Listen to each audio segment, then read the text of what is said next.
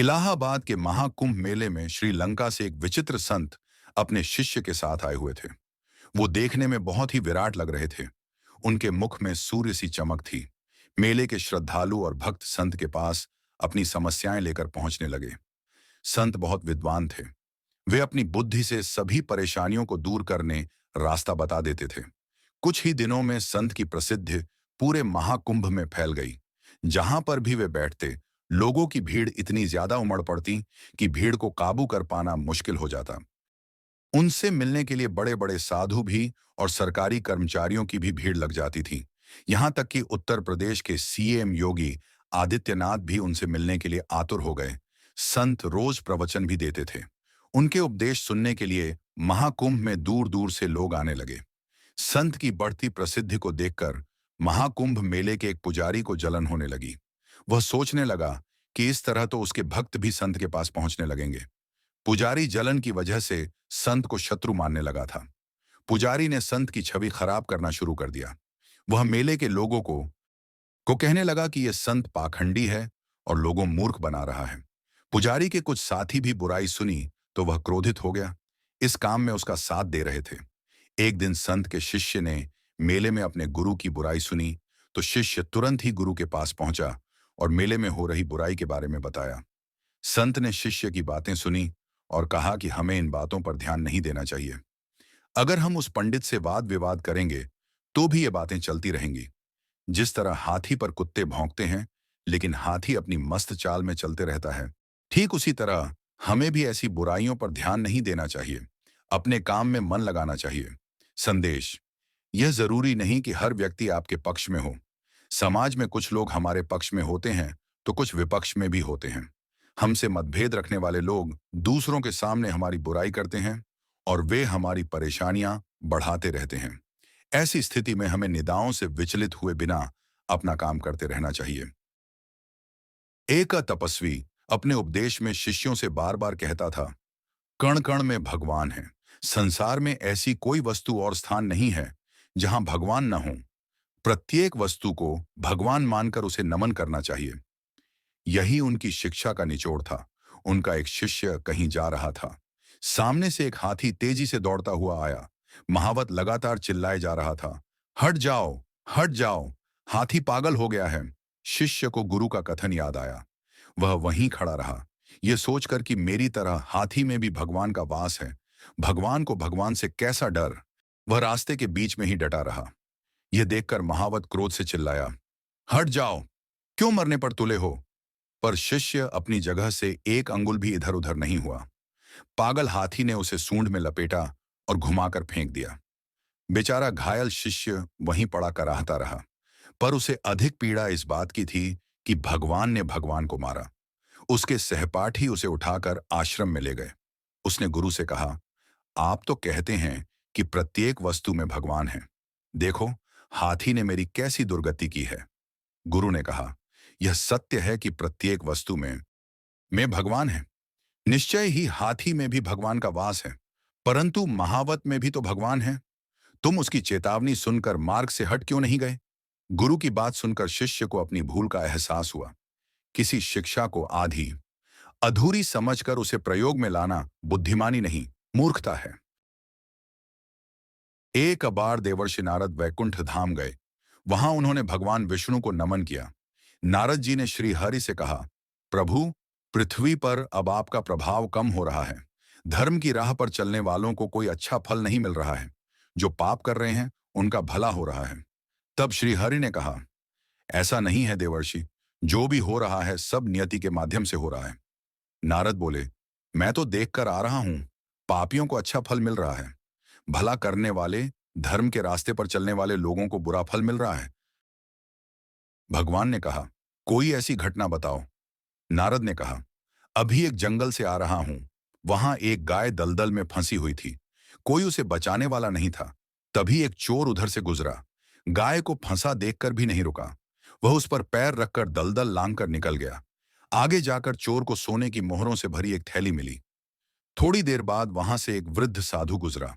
उसने उस गाय को बचाने पूरी कोशिश की। पूरे शरीर का जोर लगाकर उस गाय को बचा लिया। लेकिन मैंने देखा कि गाय को दलदल से निकालने के बाद वह साधु आगे गया तो एक गड्ढे में गिर गया। प्रभु, बताइए, यह कौन सा न्याय है? नारद की बात सुनने के बाद प्रभु बोले, यह सही ही हुआ। जो चोर गाय पर पैर रखकर भाग गया था, उसकी किस्मत में तो एक खजाना था, लेकिन उसके इस पाप के कारण उसे केवल कुछ मोहरें ही मिली। वहीं उस साधु को गड्ढे में इसलिए गिरना पड़ा क्योंकि उसके भाग्य में मृत्यु लिखी थी, लेकिन गाय को बचाने के कारण उसके पुण्य बढ़ गए और उसकी मृत्यु एक छोटी सी चोट में बदल गई। इंसान के कर्म से उसका भाग्य तय होता है, इसलिए जीवन में सत्कर्म करते रहें, किसी का अहित न करें। नियंत्रित मन हमें जीवन में नकारात्मकता की ओर ले जाता है। नियंत्रित मन हमें इस नकारात्मकता से बचाता है। आत्म जागरूकता मन को नियंत्रित करने का सबसे अच्छा तरीका है। मन को नियंत्रित करना एक दिन का काम नहीं है। इसके लिए नियमित और व्यवस्थित साधना की आवश्यकता होती है। जब यह नियंत्रित हो जाता है, तो अंदर से ऐसा महसूस होता है जैसे परमात्मा की प्राप्ति हो गई है। आपका शरीर एक हथियार है और इसे अधिक मजबूत बनाने पर विचार करना चाहिए। आप केवल अपने मन और शरीर को मजबूत बनाने का विचार कीजिए। इससे आप जीवन के महासागर को पार करने में सक्षम होंगे। अपने आप में एक मजबूत विश्वास आपको धार्मिक बनाएगा। इससे आपको काफी खुशी का आभास होगा और आपका मन नियंत्रित रहेगा। चुपचाप बैठिए और मन को भटकने दीजिए जहां वह जाना चाहता है। परंतु आप अपने आप पर दृढ़ विश्वास रखिए कि आप अपने मन को सभी दिशाओं में देख रहे हैं। अब भगवान से मिलाप करने की कोशिश कीजिए, लेकिन सभी सांसारिक मोह माया या रिश्तों को त्याग कर। कुछ समय बाद आप देखेंगे कि आपका मन शांत झील की तरह शांत हो रहा है। यह प्रक्रिया मन के भटकने की गति को धीमा करेगी। प्रत्येक दिन इसकी साधना कीजिए और अपने आप को पहचानिए। समय के साथ आपका मन आपके नियंत्रण में होगा। ध्यान का अर्थ है कि आपने अपने मन पर काबू पा लिया है।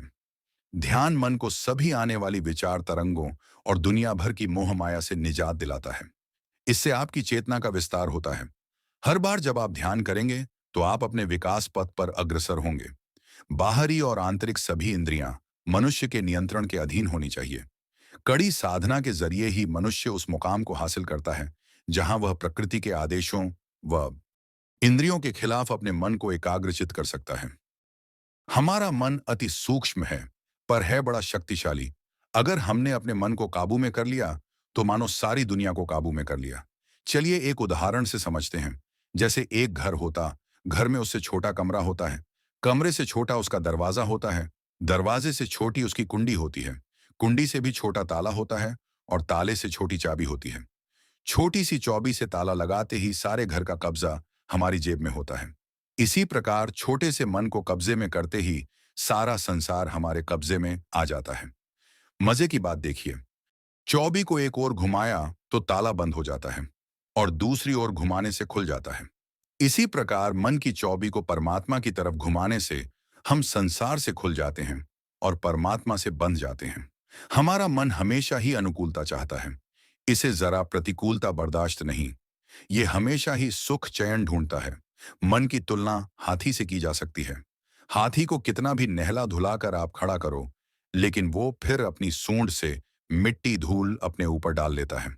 ऐसे ही हमारे ऊपर भी जमाने की मिट्टी धूल रोज रोज ही गिरती रहती है, लेकिन एक समझदार महावत हाथी को नहला धुलाकर खूंटे से बांध देता है। इसी प्रकार हम भी अपने आप को गुरु रूपी खूंटे से बांध कर रखें, तो जमाने की मिट्टी धूल से बचे रहेंगे। मन को ठीक रखने के लिए सद्विचार, सत्संग, सद्गंध, अध्ययन की औषधि बड़ी कारगर है। इसे रोग, शोक, भोग आदि से बचाकर रखना चाहिए। भीतरी बात, गहरी बात लेने को हरिनाम है, देने को है दान, तारण को है नम्रता, डूबन को अभिमान। जो कुछ हम जागृत में नहीं कर पाए, वह सब मन ही मन में कहीं एकत्र होता जाता है। स्वप्न में हमारी बुद्धि, हमारी सोचने की शक्ति काम नहीं करती। बुद्धि सो जाती है और मन का साम्राज्य शुरू हो जाता है। जागृत में अगर मन में कोई अच्छा या बुरा ख्याल आ जाए, तो आपका दिमाग कहता कि नहीं, नहीं ऐसा मत सोचो, या इस तरह मत देखो, या ये बुरी बात है मत सुनो। दिमाग हमको बहुत कुछ निर्देश देता रहता है और दिमाग के निर्देशन में मन संतुलन करने की, अनुशासन में रहने की कोशिश भी करता है। पर यह जो बुद्धि की निगरानी होती है, यह स्वप्न में खत्म हो जाती है।